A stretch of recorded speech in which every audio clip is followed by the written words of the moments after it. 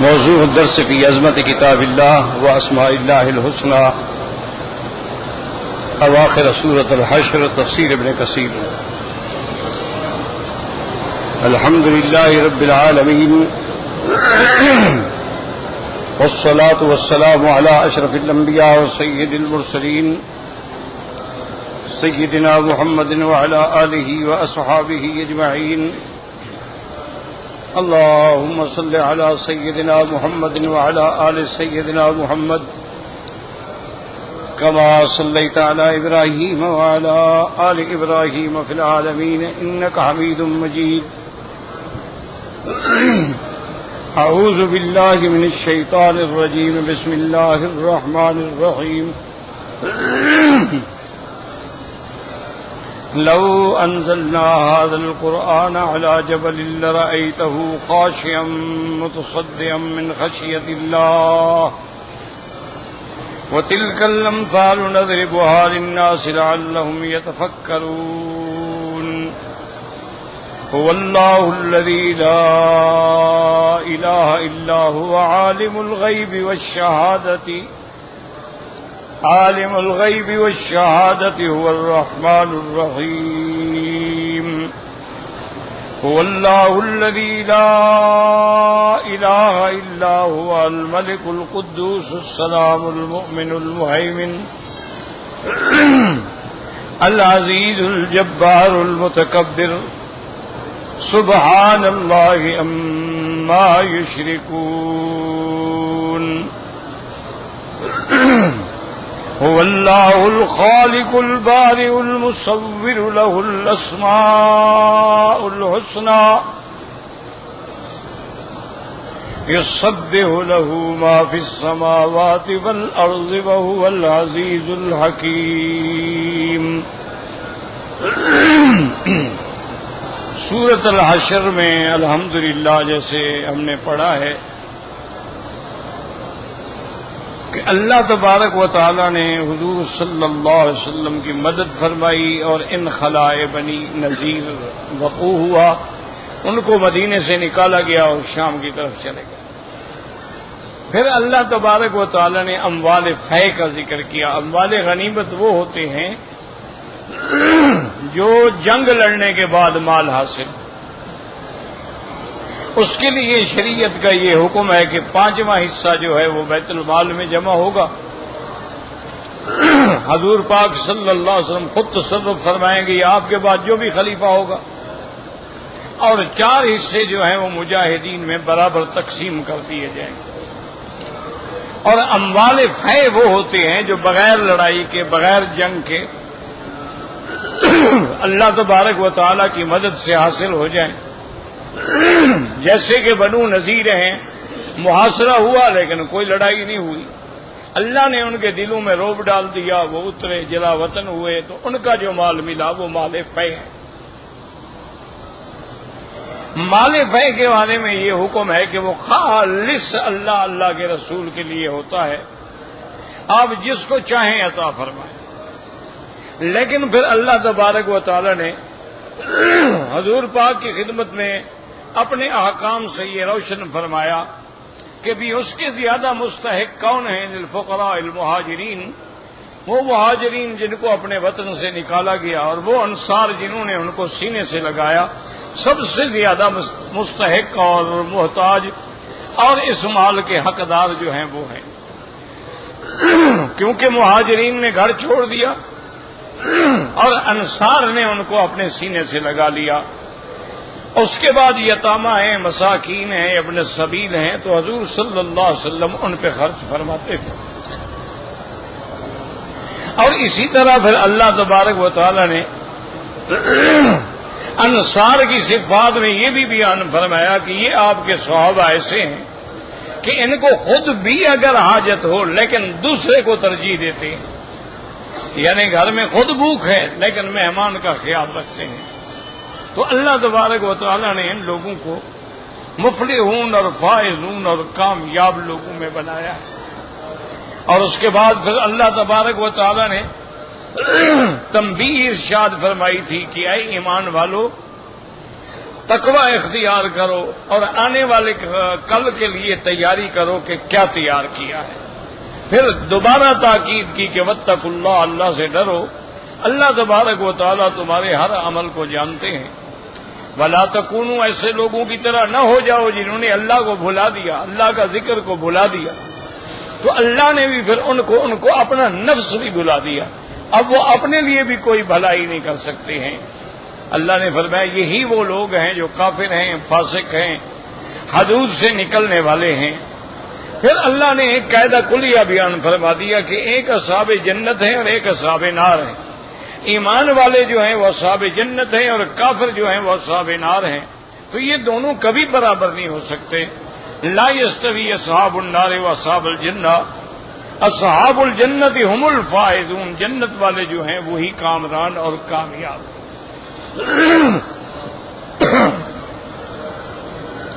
اس کے بعد اللہ تبارک و تعالیٰ نے ارشاد فرمایا کہ میرے محبوب کہ لو انزلنا ھذا القرآن، اگر یہ قرآن ہم پہاڑ پہ اتارتے اور اس میں عقل و شعور پیدا کر دیتے تو آپ دیکھتے کہ وہ اللہ کے قرآن کی عظمت کے آگے جھک جاتے اور اللہ کے عظمت کے خوف سے ریزہ ہو جاتے۔ تو مطلب یہ ہے کہ آپ کی امت کو چاہیے کہ وہ قرآن کی عظمت کا خیال رکھیں۔ قرآن ایک ایسی کتاب ہے جس پر عمل کرنے سے اللہ تبارک و تعالی دنیا و آخرت میں اونچا کر دیتے ہیں، اور اعراض کرنے سے اللہ تبارک و تعالی دنیا و آخرت میں ذلیل کر دیتے ہیں۔ اس لیے میرے آقا نے فرمایا ان اللہ یرفع بہذا الکتاب اقواما ویضع بها آخرین، اور خود قرآن پاک میں بھی موجود ہے یہد اللہ یضل به کثیرا ویہدی به کثیرا، قرآن سے بہت سارے لوگ ہدایت پا گئے اور بہت گمراہ ہو گئے۔ اور یہ بھی یاد رکھ لیں کہ اللہ نے جتنی کتابیں اتاری ہیں سب برحق ہیں، سب پر ہمارا ایمان ہے، لیکن اللہ نے ان کتابوں کی حفاظت کا وعدہ نہیں فرمایا تھا۔ اللہ نے ان کتابوں کو پیغمبروں پہ اتارا لیکن حفاظت کا وعدہ نہیں فرمایا۔ یہ واحد کتاب اللہ کا قرآن ہے، اللہ کا کلام ہے، جس کی حفاظت کا اللہ نے خود ذمہ اٹھا لیا۔ فرمایا انا نحن نزلنا الذکر وانا لہ لحافظون، ہم نے قرآن اتارا ہے اور ہم ہی اس کی حفاظت کرنے والے ہیں۔ اور اللہ کی حفاظت کا منظر آج بھی موجود ہے کہ 1450 سال ہونے کو آئے ہیں لیکن اللہ کے قرآن کا کوئی حرف بھی آگے پیچھے نہیں ہو سکتا ہے، اللہ کے قرآن کی کوئی زبر زیر بھی تبدیل نہیں ہو سکتی ہے، کیونکہ یہ اللہ کا وعدہ ہے اور قیامت تک اب حضور کی نبوت ہے، نہ اور شریعت ہوگی نہ اور کتاب ہوگی، تو اللہ نے قرآن کو محفوظ رکھا ہے۔ اور قرآن کی عظمت کا تقاضا یہ ہے کہ آدمی جب قرآن پڑھے کوشش کرے کہ باوضو ہو، آدمی جب قرآن پڑھے کوشش کرے کہ قبلہ رو ہو، آدمی جب قرآن پڑھے تو کوشش کرے کہ قرآن سامنے کسی اونچی چیز پہ رکھا ہو، اور آدمی جب قرآن پڑھے تو قرآن میں ڈوب جائے، قرآن کے اندر اپنے فکر کو، اپنے عقل کو، اپنے دل کو، اپنے دماغ کو لگا دے اور تدبر کے ساتھ ایک ایک آیت کو پڑھے اور سمجھنے کی کوشش کرے، تو پھر اللہ تبارک و تعالیٰ کے قرآن کے جو ذخائر ہیں، قرآن کے اندر جو اسرار ہیں، وہ پھر کھلتے ہیں انسانوں پر۔ اسی لیے علماء نے فرمایا ہے کہ جو آدمی گناہوں سے بچ جائے گا وہ قرآن میں جب غور کرے گا اور قرآن کو پڑھے گا اللہ اس کے سینوں کو کھول دیتے ہیں، اللہ تبارک و تعالیٰ ان کے لیے انشراح صدر پیدا فرما دیتے ہیں۔ اور اللہ نے فرمایا کہ ہم نے یہ مثال دی ہے کہ اگر ہم پہاڑ پہ اتارتے، کیوں مثال دی؟ تلک الامثال نضربها للناس لعلهم يتفکرون، یہ مثالیں ہم اس لیے لوگوں کے لیے بیان کرتے ہیں تاکہ وہ فکر کریں، غور کریں، بات کو سمجھیں۔ مثال میں سمجھنا جو ہے وہ بڑا آسان ہوتا ہے۔ تو سب سے بڑی نعمت جو ہے یاد رکھو اللہ کا قرآن ہے، لیکن مستدلات شرعیہ جو ہے یاد رکھیں وہ 4 ہیں۔ اللہ کا قرآن ہے، سنت رسول اللہ ہے صلی اللہ علیہ وسلم، اجماع امت ہے اور قیاس ہے، کیونکہ قرآن پاک میں بعض اصولی بیان آ جاتے ہیں اور ان کی تفصیل جو ہے وہ میرے مدنی محمد مصطفیٰ کی زبان سے آتی ہے۔ جیسے اللہ نے قرآن میں حکم دیا کہ نماز قائم کرو، لیکن بھی اب فجر کی کتنی رکعتیں ہیں، ظہر کی کتنی رکعتیں ہیں، مغرب کی کتنی رکعتیں ہیں، اور جب ہم نے کھڑا ہونا ہے تو کیسے کھڑا ہونا ہے، ہاتھ کہاں اٹھانے ہیں، ہاتھ کہاں باندھنے ہیں، تکبیر تحریمہ کے بعد کیا پڑھنا ہے، یہ ساری تعلیم جو ہے وہ حضرت محمد مصطفیٰ صلی اللہ علیہ وسلم دیں گے اپنی امت کو۔ اور اسی طرح پھر دیکھا جاتا ہے کہ صحابہ کا کسی مسئلے پہ اجماع ہو جائے تو اس کا مقام بھی وہی ہوتا ہے جو سنت رسول اللہ کا اجماع۔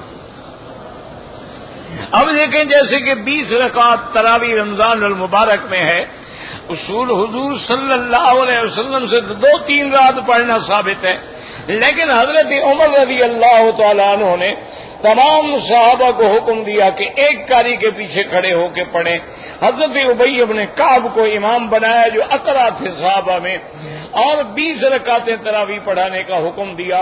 اب حضرت عمر بھی خلیفہ تھے، خلیفہ راشد تھے، ان کا طریقہ جو ہے وہ سنت محمد مصطفیٰ ہے، لیکن اجماع صحابہ بھی ہو گیا کہ کسی صحابی نے انکار نہیں کیا، کسی صحابی نے اعتراض نہیں کیا، تو پھر وہ اجماع صحابہ ہو گیا۔ تو اسی لیے جیسے کہ جمعہ کے دن کی دوسری اذان ہے حضرت عثمان رضی اللہ تعالیٰ عنہ کے زمانے میں شروع ہوئی، لیکن اس زمانے میں جتنے صحابہ تھے اجماع ہو گیا، کسی کا انکار ہی نہ رہا۔ تو جب اجماع ہو جائے اس کا درجہ بھی وہی ہوتا ہے جو سنت محمد مصطفیٰ کا ہوتا ہے صلی اللہ علیہ وآلہ آلہ واصحابہ وسلم تسلیما کثیرا کثیرا۔ اور بہت سارے مسائل جو ہیں وہ قیاس سے ثابت ہوتے ہیں، اور یہ بھی اللہ کا حکم ہے، جیسے کہ قرآن پاک میں ہے کہ اگر احرام والے بندے نے اگر کوئی ہرن شکار کر دیا ہے تو اب کیا کرو، تو اللہ نے حکم دیا کہ اس کی مثل کی قیمت معین کرو، تو لہذا قیاس کیا گیا کہ بھی ہرن اور بکری تقریباً برابر ہوتی ہے۔ جیسے قرآن حدیث میں آ گیا کہ گائے حلال ہے لیکن بھینس کا ذکر نہیں آیا، تو پھر ان احکام کو سامنے رکھ کر حکم جاری ہوا کہ بھینس جو ہے وہ بھی حلال ہے۔ تو لہذا ہمیشہ یاد رکھیں کہ یہ چاروں چیزیں جو ہیں ان کا اصل کیا ہے، کتاب اللہ اور سنت رسول اللہ اور اجماع صحابہ اور قیاس۔ اور یہ بھی دماغ میں رکھ لیں اللہ کا قرآن تمہیں سمجھ نہیں آ سکتا جب تک تم حضرت محمد مصطفیٰ صلی اللہ علیہ وسلم کے دروازے پہ نہیں آؤ گے، اور حضور کے فرامین میں جو مسائل کا استنباط ہے وہ سمجھ ہی نہیں آ سکتا جب تک کہ تم فقہا کے دروازے پہ نہیں آؤ گے۔ اس لیے محدثین کا کام ہے حدیثوں کو جمع کریں، اور فقہا کا کام ہے کہ ان کے اندر سے مسائل کا استنباط کریں۔ تو اللہ تبارک و تعالی سب پہ کروڑوں رحمتیں فرمائے، اللہ تبارک و تعالی ہمیں سب کا ادب اور احترام نصیب فرمائے۔ اب اس کے بعد اللہ تبارک و تعالی نے عظمت قرآن کے بعد فرمایا هو اللہ الذی لا الہ الا هو عالم الغیب والشہادہ هو الرحمن الرحیم۔ یاد رکھو یہ اللہ کے نام ہیں، صحیح حدیثوں میں تو اللہ کے 99 نام ہیں جو بالکل سیاہ کی حدیث ہے کہ ان للہ 99 اسما، اللہ کے لیے 99 نام ہے، من احصاها دخل الجنہ، جس نے ان کو محفوظ کر لیا، یہ نہیں کہ زبانی یاد کر لو، مانا ان کے اندر جو احکام ہیں اس کے اندر جو عظمتیں ہیں اپنے عقیدے کو عمل کو اس کے مطابق کریں پھر جنت ملے گی۔ اور اسی لیے اللہ نے دوسرے مقام پہ بھی حکم دیا ہے کہ للہ الاسماء الحسنى فادعوہ بہا، کہ اللہ کے بڑے شان والے نام ہیں، تم نے پکارنا ہے تو اس کے ناموں سے اللہ کو پکارو۔ تو جب بھی دعا کرنی ہو اللہ کے نام ہیں، یا اللہ، یا رحمان، یا رحیم، یا حی یا قیوم، یا ذا الجلال والاکرام، تو جب اللہ کے ناموں سے اللہ کو پکارو گے تو دعا جو ہے وہ جلد منظور ہوتی ہے۔ اور اسی طرح یہ بھی یاد رکھیں کہ اللہ کے اسماء میں ایک اسم اعظم ہے، اور اسم اعظم کہتے ہیں الذی اذا دعی بہ اجابا، کہ جب بندہ اس کے ساتھ دعا مانگے تو دعا فوراً منظور ہو جاتی ہے۔ لیکن اللہ نے اپنے نام میں اسم اعظم کو چھپا دیا ہے، تو اس لیے مفسرین فرماتے ہیں کہ آیت الکرسی ہے اور یہ اواخر سورۃ الحشر ہیں، ان آیات میں اللہ کا اسم اعظم ہے۔ اب ہم اگر اسم اعظم تک نہ پہنچیں تو یہ تو معلوم ہو گیا نا کہ ان آیات میں ہے، تو ان آیات کو پڑھ کے دعا کریں۔ اسی لیے امام ترمذی نے حدیث مبارک نقل کی ہے کہ میرے آقا رحمت دو جہاں نے فرمایا کہ جو سورۃ الحشر کی 3 آیتیں جو ہیں اس طرح پڑھے، اعوذ باللہ السمیع العلیم من الشیطان الرجیم هو اللہ الذی لا الہ الا هو آخر تک، فرمایا اگر یہ بندہ 3 دفعہ صبح کو پڑھے گا 70,000 فرشتہ اس کے لیے دعا کرتا ہے، اور شام کو پڑھے گا تو 70,000 فرشتہ اس کے لیے دعا کرتا ہے، اور اگر اسی دن فوت ہو جائے گا تو مرتبہ شہادت پہ پہنچ جائے گا۔ تو اتنی عظمت ہے اللہ تبارک و تعالیٰ کے نام۔ اور یاد رکھو کہ ایک اسم ذات ہے اور باقی اسماء صفات ہیں۔ اسم ذات کیا ہے؟ اللہ، یہ اسم ذات ہے۔ اسی لیے آپ دیکھیں کہ جتنے اولیاء اللہ گزرے ہیں، عرب میں ہوں، عجم میں ہوں، دنیا کے کسی کونے میں ہوں، ان سب کا یہ متفق کا فیصلہ ہے کہ ہمیں جو کچھ بھی ملا ہے وہ اسی اسم اعظم سے ملا ہے، اللہ۔ اسی لیے وہ حضرات جو ہیں اپنی مریدین کی تربیت کے لیے بعض علماء ذکر جہر کرواتے ہیں، بعض علماء ذکر خفی کراتے ہیں، بعض علماء مراقبے کی شکل میں تعلیم دیتے ہیں، اور بعض علماء ذکر قلبی پہ توجہ فرماتے ہیں، اور بعض اولیاء کہتے ہیں تیرے ہر سانس میں اللہ کا نام آنا چاہیے، کہ جتنے دفعہ آدمی سانس لے رہا ہے تو گویا لفظ اللہ ہی نکلے۔ اور انہوں نے لکھا ہے کہ ہمیں جو بھی، اور اس میں حقیقت ہے کہ جو بھی ملے گا وہ اللہ ہی سے ملے گا نا، اللہ ہی کی ذات ہے نا دینے والی۔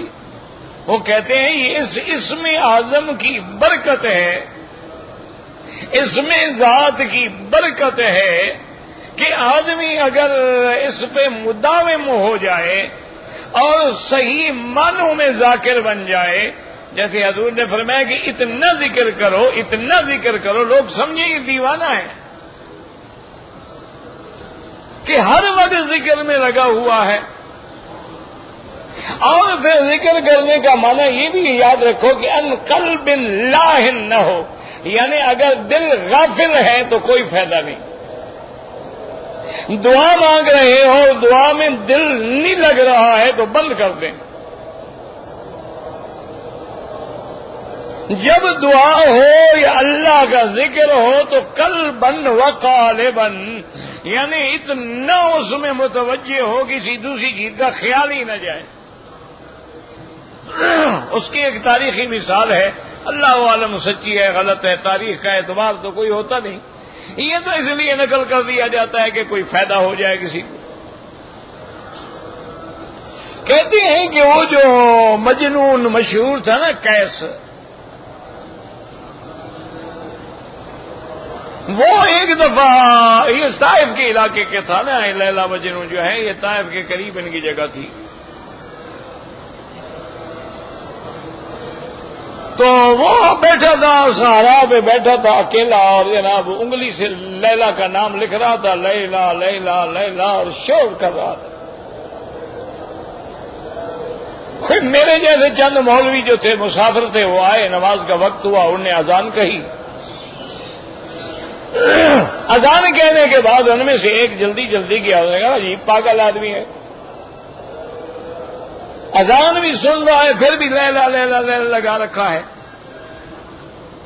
وہ خیر غصے میں مولوی صاحب آئے، انہوں نے کہا خدا کے بندے کچھ ہوش کرو، ہم نے اذان دی ہے، نماز پڑھنی ہے، اور آپ بیٹھی ہیں بس لیلا اور لیلا اور لیلا کر رہے ہیں، کچھ دیر تو چلو شرم کرو، ہمیں نماز پڑھنے دو. کوئی مجنون ہو، پاگل ہو؟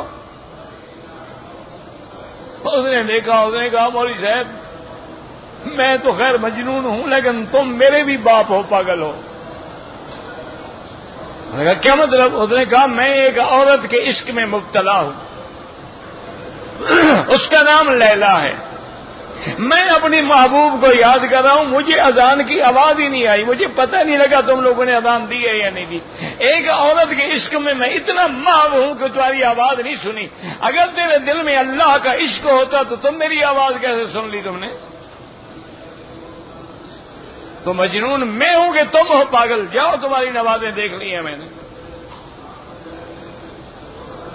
اسی لیے اقبال نے کہا تھا نا کہ نماز عشق ادا ہوتی ہے تلواروں کے سائے میں. یہ ایئر کنڈیشن میں نمازیں پڑھنا تو بڑا آسان ہے نا جی. ایئر کنڈیشن مساجد میں اذانیں دینا تو بڑا آسان ہے نا جی. اذان تو وہ ہے نا کہ لاہور میں مجاہد کھڑے تھے، اذان کہہ رہے تھے، قادیانیت کے خلاف جب تحریک چل رہی تھی، اللہ اکبر، گولی آئی، مؤذن گر گیا، دوسرا چڑھ گیا، اشہد اللہ الہ الا اللہ، 7 مجاہد گولیاں کھا گئے، اذان پوری کی. یہ اذان ہوتی ہے. ہماری کیا اذان ہے کہ اللہ اکبر، اور خیال ہے کہ سیٹ ہماری پتہ نہیں پرسوں رات کی ہے یا 10 بجے رات ہے یا 10 بجے دن ہے، اور یہاں سے ہم کس وقت نکلیں گے اور کیا کیا سامان لے لیا، کیا رہ گیا، نماز پڑھ رہے ہیں. یہ یعنی آپ حیران ہوں گے، لمبی چوٹ اللہ کے حرم میں جڑی. پرسوں کی بات ہے، میں عشاء کی نماز پڑھ رہا تھا، میرے ساتھ ایک پاکستانی بزرگ کھڑے تھے. نماز ہو رہی ہے اور اس کا موبائل جو ہے جناب وہ میوزک بج رہا ہے. آخر اس نے اپنا موبائل نکالا، اس کو اچھی طرح پڑھا، پھر اس کے نمبر پنچ کیے، پتہ نہیں بند کرنے کی کوشش کی ہے کیا کیا، جیب میں ڈالا، ابھی ہاتھ باندھے، پھر آ گیا میوزک. اس نے پھر نکالا، پھر آرام سے غور کر کے دیکھا، پھر اس کے نمبر شمبر ٹھیک کیے، ادھر کیا ادھر کیا ادھر کیا، پھر جیب میں ڈالا جناب، ہاتھ باندھے، اور پھر گھنٹی آ گئی. اس نے پھر نکالا اور کان سے لگا کے کہا میں نماز پڑھ رہا ہوں، بعد میں بات کر لینا. اللہ اکبر. یہ میں ساتھ کھڑا. اچھا یہ تو میں نے سلام پھیرا، وہ سلام پھیر دیتا تو کام بن جاتا غریب کا. اس نے سلام بھی نہیں پھیرا، نماز پڑھتا رہا. جب سلام آنے کا حاجی صاحب نماز دوبارہ پڑھیں، تمہاری نماز تو گئی. یعنی اللہ کا فرض اور فرائض حرم سے محروم ہو گیا ہے. ایک فرض نماز 27 لاکھ کے برابر ہے. کیا وہ پہلے نہیں بند کر سکتا تھا کہ اپنے موبائل کو آف کر دیتا، سائلنٹ پہ لگا دیتا، اس کو سامت پہ لگا دیتا تاکہ گھنٹی نہ آتی، آواز نہ آتی، نہ نماز سے. اچھا پھر نماز میں باقاعدہ بات کریں، اچھا میں نماز پڑھ رہا ہوں، بعد میں بات کر لینا. یعنی 1400 سال گزر گئے، حضور کی امت نماز پڑھنا بھی نہیں سیکھی ہے. اس کا کیا علاج ہے؟ تو اس لیے ہمیشہ یاد رکھیں کہ دعا منظور ہر حال میں ہوتی ہے. یاد رکھو دعا ہماری کبھی خالی نہیں جاتی.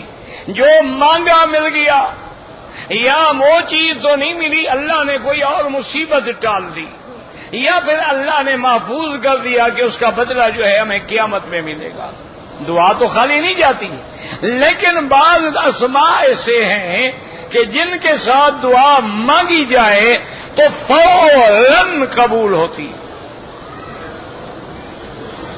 ایک آدمی نے حضور صلی اللہ علیہ وسلم کے سامنے دعا مانگ رہا تھا، لا الہ الا انت سبحانک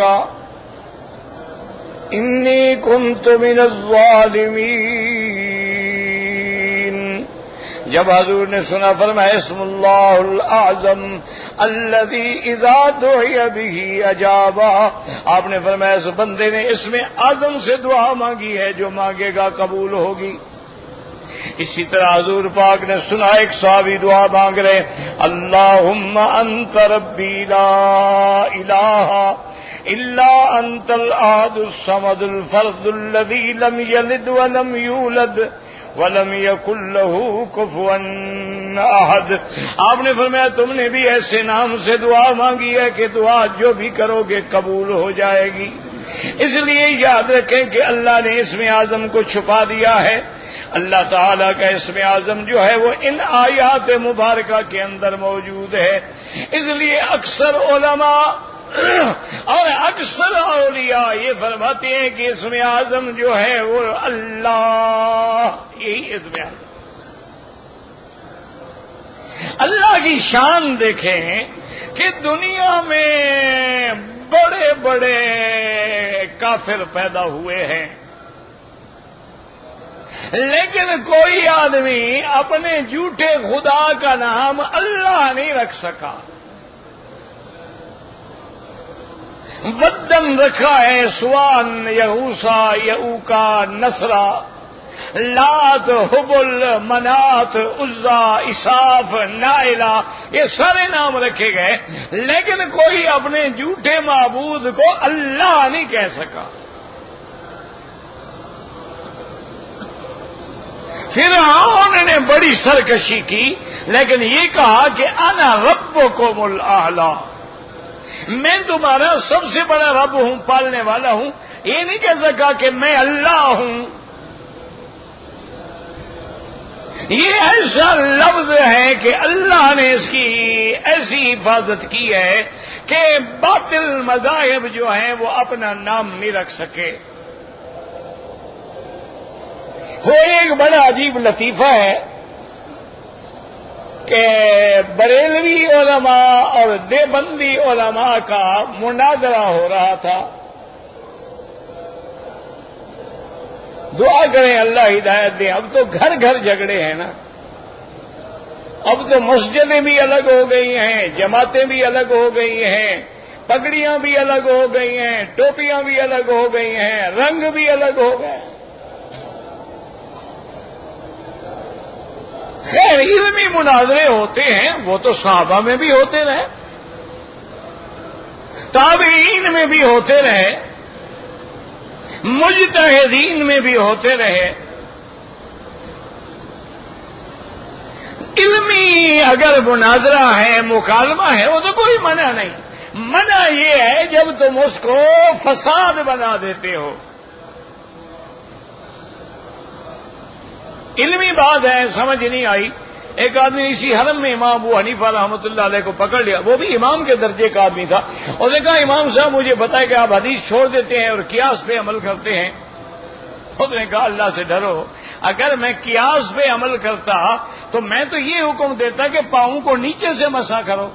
کیوں؟ قیاس تو یہی ہے نا کہ پاؤں نیچے ہم رکھ کے چلتے ہیں، لیکن مسح جو ہم اوپر سے کر رہے ہیں، اوپر والا حصہ تو مٹی پہ بھی نہیں رکھتا. تو یہ میں حضور کے حکم کی تعمیل کر رہا ہوں یا قیاس کر رہا ہوں؟ ایسے جب 6-7 مسئلے بیان کیے تو اس نے کہا تو استغفر اللہ. اس نے کہا امام صاحب مجھے معاف کر دینا، میرے دل میں آپ کے خلاف بڑی بدظنی تھی، اچھا ہوا کہ آپ نے مسائل سمجھا دیے. عبداللہ ابن مبارک فرماتے ہیں کہ میرے استاد تھے. عبداللہ ابن مبارک کتنا بڑا آدمی ہے، امیر المؤمنین فی الحدیث ہیں اور امام بخاری کا استاد ہے. محدثین نے لکھا ہے یہ اتنا بڑا آدمی ہے کہ اس کا نام لو تو اللہ کی رحمت اترنی شروع ہو جاتی ہے. اتنا بڑا آدمی ہے عبداللہ ابن مبارک. یہ امام بخاری کا بھی استاد ہے، لیکن امام ابو حنیفہ کا شاگرد ہے. وہ فرماتے ہیں کہ میرے استاد جو تھے، میں ادب سے نام نہیں لے رہا، میرے استاد جو تھے وہ امام ابو حنیفہ کے سخت مخالف تھے. اور میرا دل چاہتا تھا کہ خدا کرے وہ بھی میرے استاد، یہ بھی میرے استاد، اور آپس میں بڑی غلط فہمیاں ہیں. میں کوشش کروں کسی طرح. تو فرماتے ہیں کہ میں نے امام صاحب کے جو مسئلے تھے نا وہ نام نہیں لکھا، اور 7-8 ورقے ان کے مسائل، سوال جواب سوال جواب سوال جواب اکٹھے کر کے استاد کی خدمت میں پیش کیے۔ انہوں نے کہا کیا ہے عبداللہ؟ میں نے کہا حضرت کوئی مسائل ہیں، کسی عالم نے جواب لکھے ہیں، میں چاہتا ہوں ذرا ایک نظر آپ دیکھ لیں۔ انہوں نے کہا ٹھیک ہے۔ انہوں نے لے لیے، کہتے ہیں دوسرے دن مجھے بلایا، کہنے لگے عبداللہ مبارک یہ کون آدمی ہے؟ یہ تو اتنا بڑا آدمی ہے، اگر زندہ ہو تو میں تمہیں حکم دیتا ہوں مجھے چھوڑ دو، اس کے ساتھ رہو۔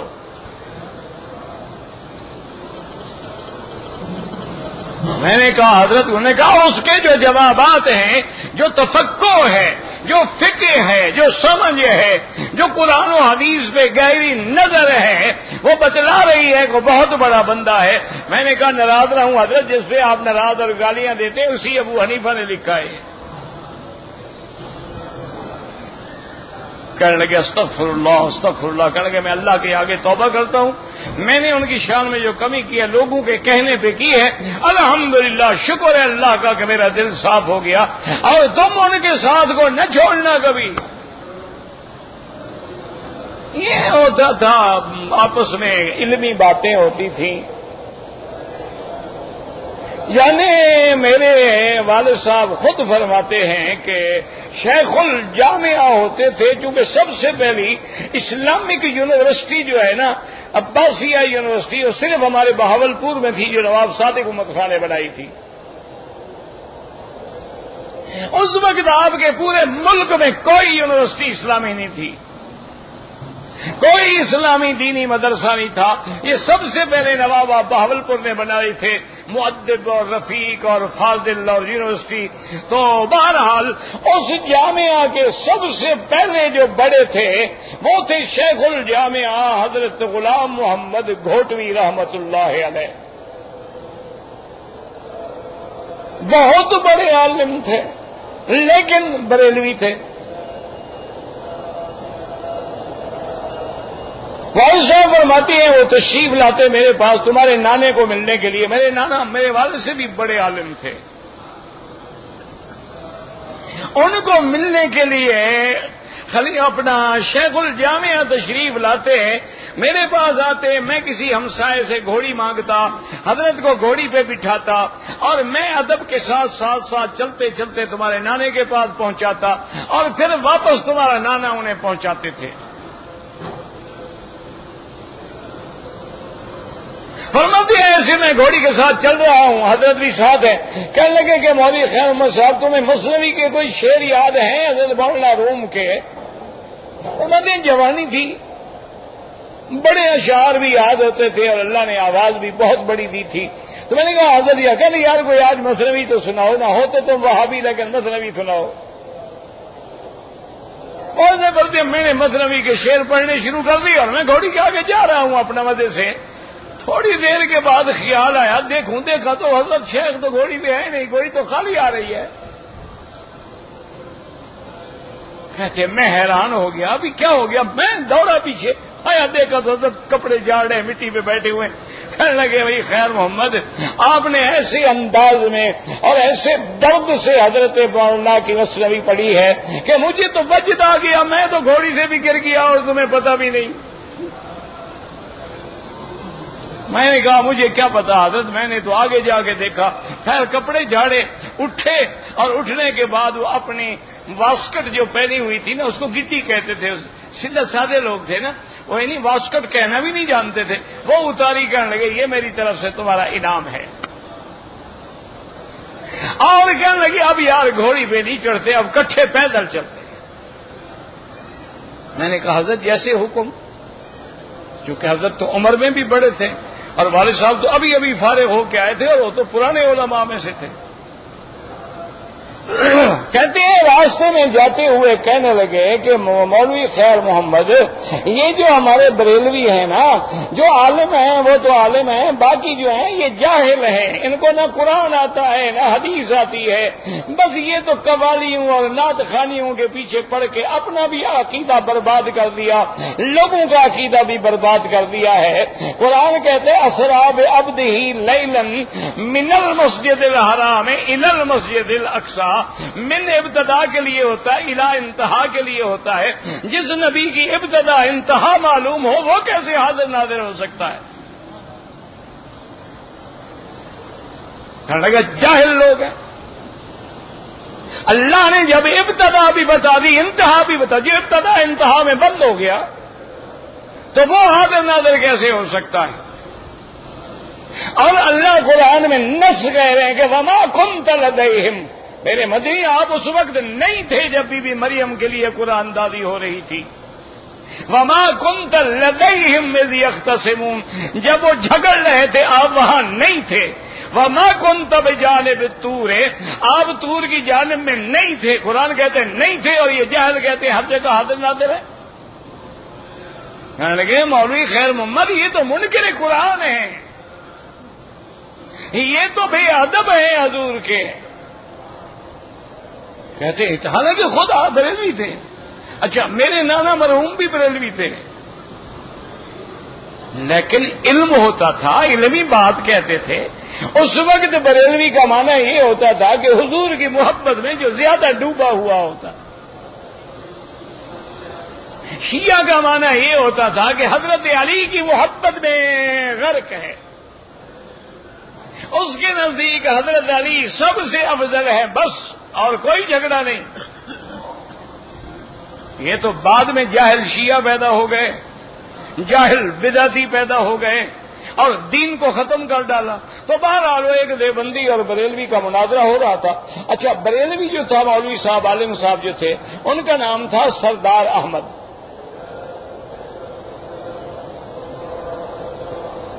اب جب مناظرہ شروع ہونے لگا تو دیوبندی عالم نے کھڑے ہو کے کہا، اس نے کہا یار کتنی اللہ کی مخلوق ہے، کیسے دیوانے لوگ ہو، میرے مقابلے پہ کس کو لے آئے ہو مناظرے کے لیے؟ تو سب نے کہا حضرت یہ بڑے عالم ہیں، سردار احمد ان کا نام ہے، بہت بڑا عالم بھی تھا، اس میں کوئی شک نہیں۔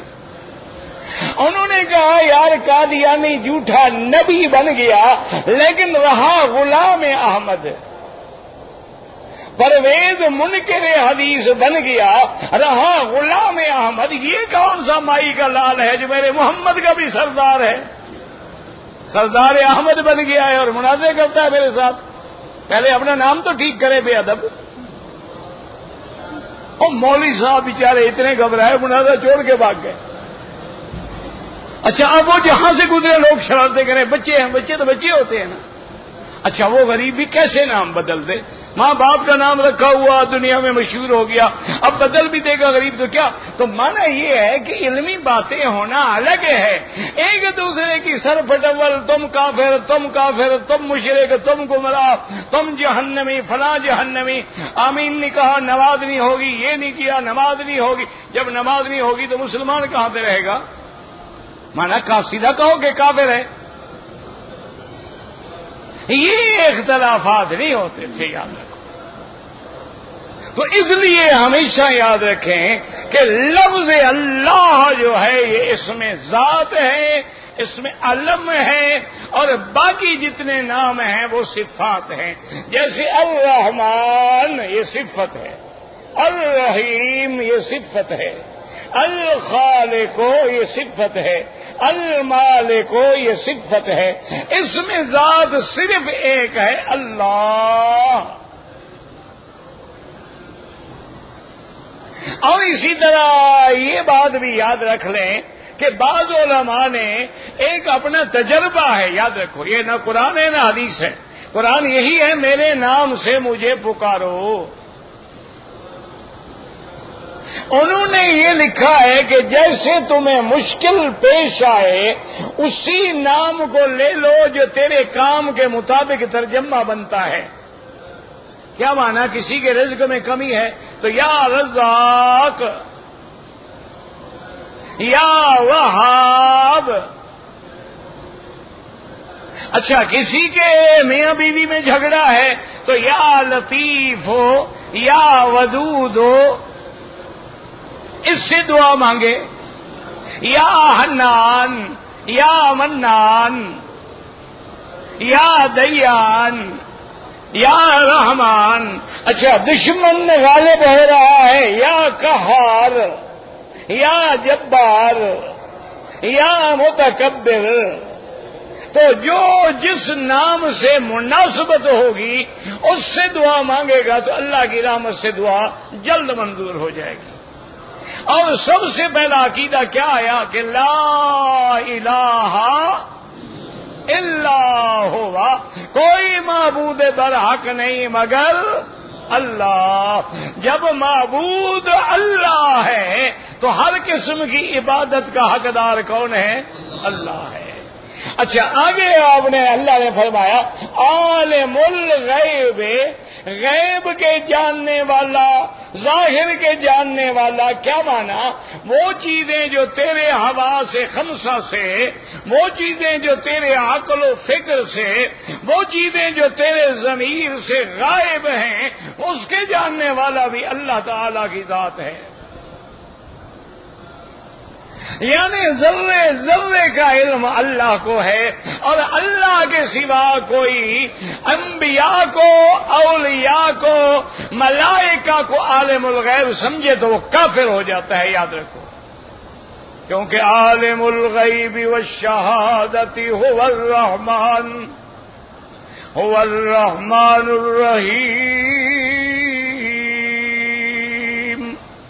پھر آ گیا هو اللہ الذی لا الہ الا هو الملک، بادشاہ، بادشاہوں کا بادشاہ، ساری کائنات کا بادشاہ، القدوس، ہر اس چیز سے پاک جو صفت نقصان ہو۔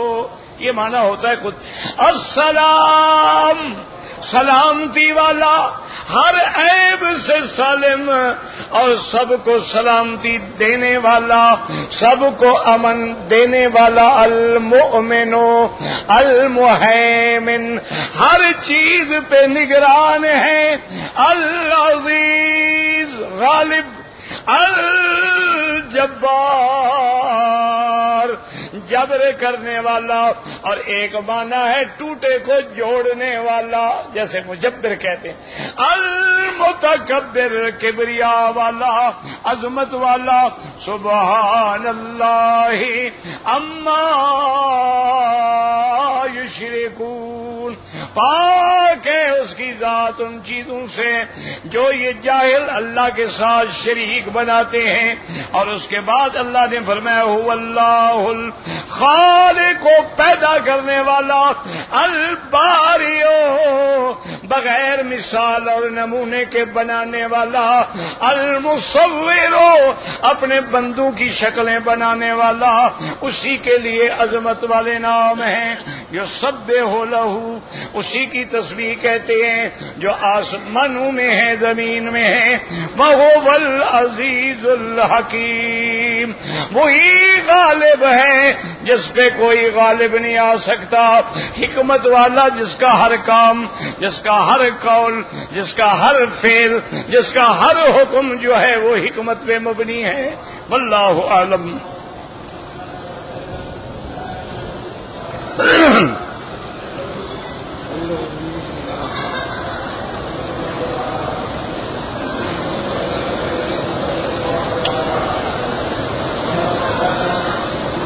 کہتے ہیں جی کہ میاں بیوی میں جھگڑا ہو گیا، بیوی اپنے والدین کے گھر چلی گئی، بعد میں اس کے خامند نے اس کے لڑکے نے اس کے بھائی کے پاس طلاق کا پیپر بھیج دیا، بالکل طلاق ہو گئی۔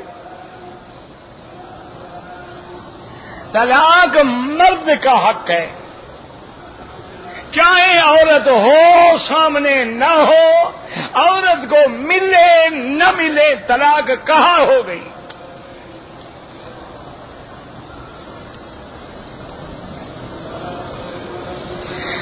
بستی کا نام جب اللہ نے قرآن میں نہیں لکھا ہے، حتی اذا اتوا علی قریۃ، اللہ کہتے ہیں قریہ، جب قرآن خدا کا نام نہ لے تو ہم کہاں سے ڈھونڈ آئے وہ بستی؟ یاد رکھیں ویسے بعض مفسرین نے لکھا ہے کہ وہ انطاکیہ تھا، لیکن بالکل غلط ہے۔ جب اللہ قرآن میں نہ بتلائے اجملوا، اور اسی لیے حکم ہے ابہموہ کما ابہمہ اللہ، جس چیز کو اللہ نے مبہم رکھا ہے تم بھی مبہم رہنے دو۔ کوئی بستی تھی، مقصد تو وہ موسیٰ علیہ السلام اور خضر کا ایک واقعہ ہے۔ اب بستی کون سی تھی، کشتی کون سی تھی، کشتی میں لکڑی کون سی لگی ہوئی تھی، کشتی کے ملاح کا نام کیا تھا، دریا کا طول عرض کیا تھا، جاہلوں کی باتیں۔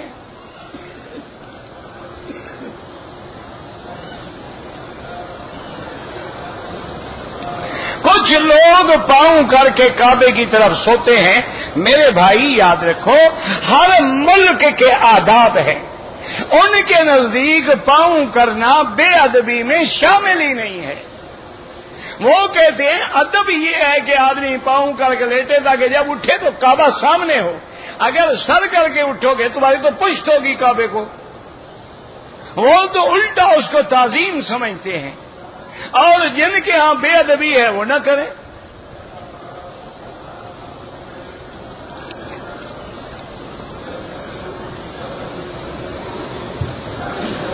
بی بی عائشہ فرماتی ہیں کہ حضور نے اللہ کا دیدار نہیں کیا ہے۔ بی بی عائشہ کا تفرد ہے، جمہور صحابہ دیدار کے قائل ہیں۔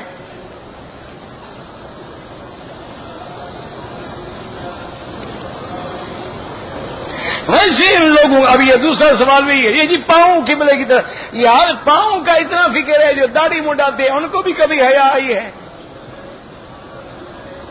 یعنی بے ادبی پاؤں نہ ہو، اور حضور کی سنت پہ روز مکے مدینے میں اس طرح چل رہے ہیں۔ عجیب مسلمان ہے، ہمیں تو آج تک سمجھ نہیں آیا کون سی بلا ہے، کون سی قسم ہے اور کون سی جنس ہے۔ کملی والے پہ قربان، سگریٹ بھی پی رہا۔ مجھے آج تک بھئی یہ قوم سمجھ نہیں آئی، یہ کوئی عجیب قوم ہے۔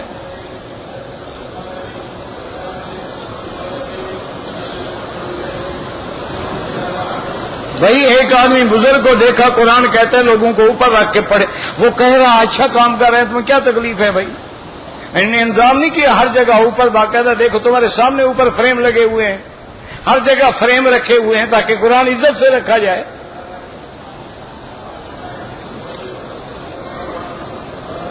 رجب کے مہینے میں جو کونڈے ہیں وہ شیعہ کی ایک بدعت سیئہ ہے، اس کا اسلام سے کوئی تعلق نہیں۔ حضور پاک کے معراج کے بارے میں کوئی تاریخ معین نہیں۔ اس زمانے میں نہ تقویم تھی، نہ کیلنڈر تھے، نہ ڈائری تھی، نہ کوئی لکھنے والا تھا۔ اندازہ ہے کہ رجب تھا اور 27 رجب تھی۔ کہتے ہیں کہ مصر میں جو فرعون کی لاش پڑی ہے وہ اصلی ہے یا نقلی ہے؟ میں وہاں انجینئر لگا ہوا ہوں کیا، مجھے کیا پتا؟ کوئی ایک فرعون ہے، وہاں تو فرائنہ ہیں، فرائنہ قوم ہے، سب فرعون کہلاتے ہیں۔ اس زمانے میں جو مصر کا بادشاہ بنتا تھا وہ فرعون کہلاتا تھا، حبشے کا بادشاہ نجاشی کہلاتا تھا، فارس کا بادشاہ کسرا کہلاتا تھا، روم کا بادشاہ ہرقل کہلاتا تھا۔ وہاں تو کئی فرعون ہیں، مجھے کیا پتا ان کی لاشوں کا؟ نہ میں نے مصر دیکھا، نہ میں نے فرعون دیکھا، نہ لاش دیکھی۔ تم جا کے ٹھوک بجا کے پتا کرو تمہارا کوئی جاننے پہچاننے والا ہو فرعون، پہچانو اصلی ہے یا نقلی ہے۔ کیا خیال ہے کہ تمہارا تعلق ہے اس سے خاندانی پیچھے سے کچھ؟ کوئی پہچاننے کی کوشش کرو نا، ہم تو نہیں پہچان سکتے، ہم تو لعنت بھیجتے ہیں، دفع ہوا عذاب آیا گیا جان چھوٹی۔ ایک آدمی نے زہر کھا کے مر گیا، خودکشی ہے، حرام ہے، سخت عذاب ہے، لیکن کافر نہیں ہے، کلمے پڑھنے کی وجہ سے کبھی نہ کبھی جنت جائے گا۔ قضا نمازیں پڑھیں، اذان بھی کہہ سکتے ہو، تکبیر بھی کہہ سکتے ہو، صرف تکبیر بھی کہہ سکتے ہو، اس کے بغیر بھی پڑھ سکتے ہو۔ شب معراج کے دن روزہ رکھنا بالکل بدعت ہے.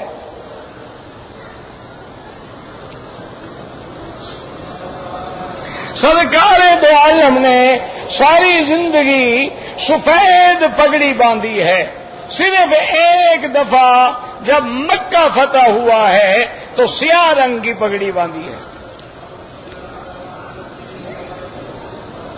کہتے ہیں کہ سبز رنگ کی پگڑی جو ہے وہ حضور کے روضے کی وجہ سے ہے. تو بہت سارے بزرگوں کے روضے سنہری بھی بنے ہوئے ہیں, کعبے کا غلاف کالا بھی بنا ہوا ہے, مسجد صخرہ کا گنبد جو ہے سونے کا بنا ہوا ہے. تو کتنے رنگ اختیار کریں ہم؟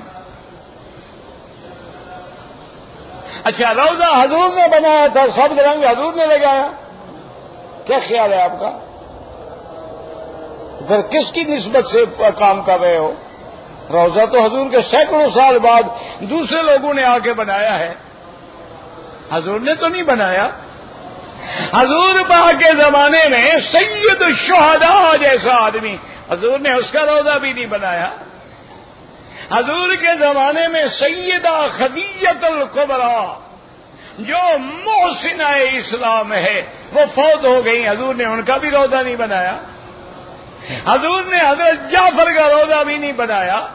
حضور نے اپنے بیٹے طیب طاہر قاسم کا روضہ بھی نہیں بنایا, بلکہ حضور نے تو حکم دیا حضرت علی کے کہ جو قبریں اونچی ہیں ان کو برابر کر دو جا کر.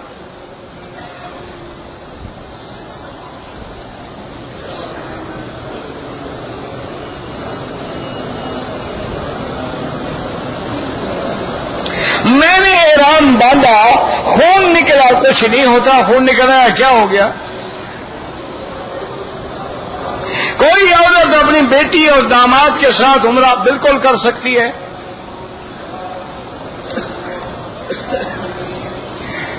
ایک طواف کا ثواب ایک غلام کے آزاد کرنے کے برابر ہے. بدعت کہتے ہیں جس چیز کا اثر قرآن میں بھی نہ ہو, حدیث میں بھی نہ ہو, اجماع صحابہ میں بھی نہ ہو, وہ بدعت ہے.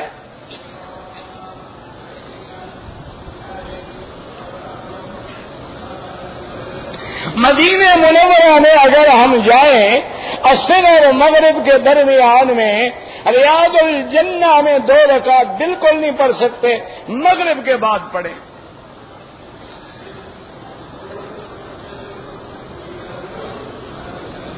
صفا مروہ کے لیے کوئی دعا ہے ہی نہیں.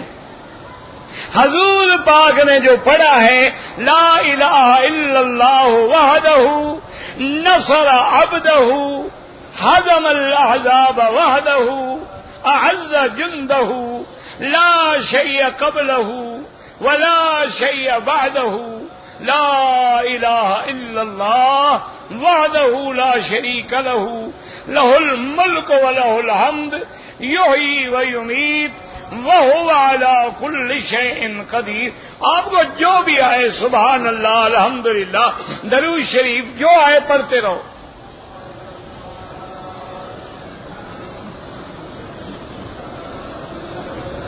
کہتے جی کہ ایک آدمی جو ہے گورنمنٹ کا ٹیکس جو ہے بالکل پورا ادا کرتا ہے, اس کو زکوٰۃ دینی ہوگی. بالکل, زکوٰۃ الگ چیز ہے, ٹیکس کے ساتھ کیا تعلق ہے؟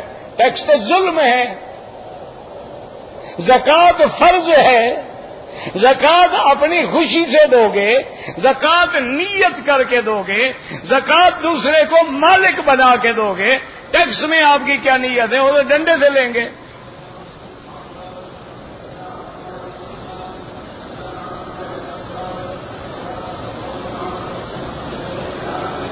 اگر صبح کی نماز کے قریب ہم 9-10 بجے طواف وداعی کر لیں, ظہر پڑھ کے چلے جائیں, ٹھیک ہے, کوئی بات نہیں. ویسے عمرے والوں کے لیے طواف الوداع واجب ہی نہیں ہے. آمین بالجہر کہو تو جائز ہے, بالسر کہو تو جائز ہے. اگر قرآن ہاتھ سے گر جائے کوئی بات نہیں, اللہ نیت کو جانتا ہے نا. ایک ہے کہ تم گراؤ پھر تو کافر ہو جاؤ گے. ایک ہے انسان ہے اٹھا رہا تھا گر گیا، ہماری نیت تو نہیں تھی نا.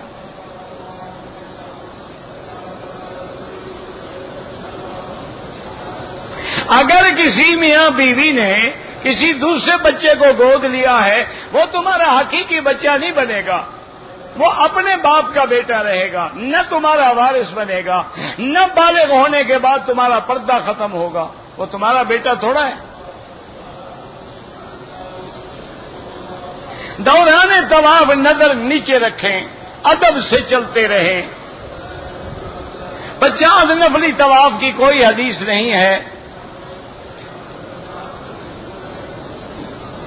اگر آپ نے عمرہ کیا ہے محلقین اور مقصرین، یہ تو قرآن کا حکم ہے، یا سر منڈانا ہوگا یا سارے سر کے بال کٹانے ہوں گے. مکے میں رہنے والا بھی اگر میقات کراس کرے واپسی پہ احرام باندھے.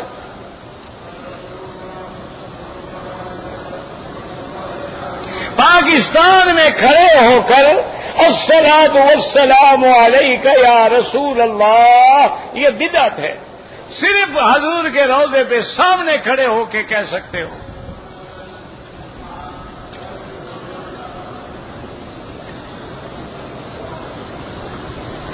چادر میری حرم نیچے ہو گئی، ٹھیک کر دی، وہ ٹھیک ہو گئی.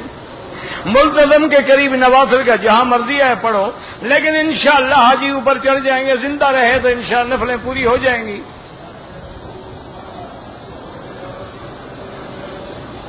مسلسل 3 طواف کیے ہیں، بعد میں 2 رکعت پڑھو. طواف کے دوران حجر اسود کا بوسہ دینا سنت ہے، موقع نہ ملے اشارہ کریں.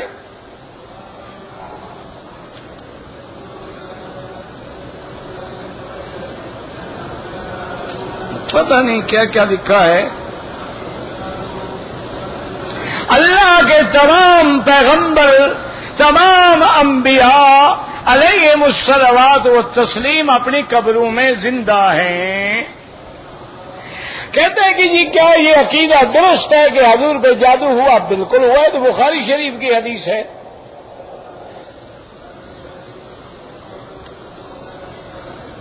نظر بد جو ہے حضور نے فرمایا العین حق، یہ تو حدیث ہے.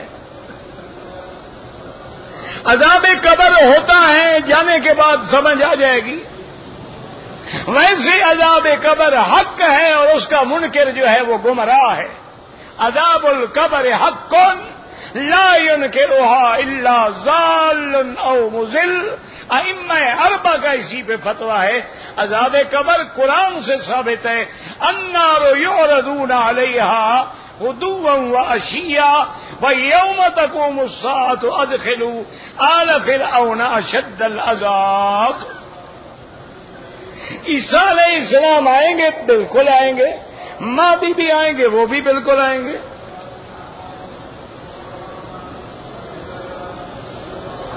آدمی کو اپنی جوان بیٹی کے سامنے فحش بات کرنا جو ہے جائز ہے، حدیث سے بتائیں. ماشاءاللہ حدیث میں ہے کہ المؤمن لا یکون فاحشا ولا متفحشا ولا بذی. مومن فحش گو ہو نہیں سکتا. تم بیٹی کے سامنے فحش باتیں کرو گے.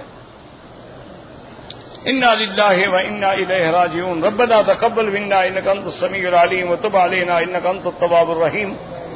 اللهم فرج هم المهمومين، نفس كرب المكروبين، واقض الدين عن المدينين، واشفنا واشف مرضانا ومرضى المسلمين. اللهم ارحم ضعفنا واجبر كسرنا واجمع شملنا. اللهم يسر امورنا وامور اولادنا وامور بناتنا اخواننا اخواتنا، امور من اوصانا واستوصانا وامور المسلمين برحمتك يا ارحم الراحمين. ربنا آتنا في الدنيا حسنة وفي الآخرة حسنة فقنا عذاب النار. ربنا ظلمنا أنفسنا إن لم تغفر لنا وترحمنا لنكونن من الخاسرين. وصلى الله تعالى على خير خلقه سيدنا محمد وعلى آله وصحبه أجمعين. اللهم صل على سيدنا محمد وعلى آله